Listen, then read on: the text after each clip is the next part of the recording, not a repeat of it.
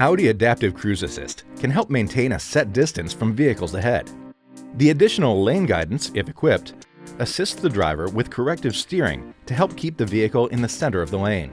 You can adjust whether the Adaptive Cruise Assist will provide support with lane guidance by pressing the button on the turn signal stalk. First, turn the cruise control system on by pulling the stalk toward you. When the desired speed is achieved, press the Set button on the end of the stalk. An indicator will appear in the speedometer showing the set speed. The Adaptive Cruise Assist icon will show the set target distance from the vehicles ahead. Distance is determined by the time interval between the vehicles and can vary depending on vehicle speed. Change the set target distance with the rocker switch on the stalk, up for more distance, down for less.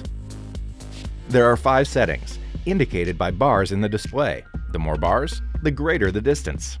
As you approach a vehicle ahead moving slower than the set speed, the system will decelerate and may apply the brakes to maintain the target distance interval. In stop-and-go traffic, if a vehicle ahead comes to a stop, the Adaptive Cruise Assist is designed to automatically brake and remain at a stop.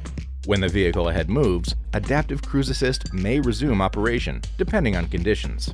To temporarily deactivate Adaptive Cruise Control, tap the brake pedal. To resume, pull the stalk toward you to return to your last set speed. To turn the system off completely, push the stalk away from you to the second detent position. The indicator light will go out and the previously set speed will not be stored.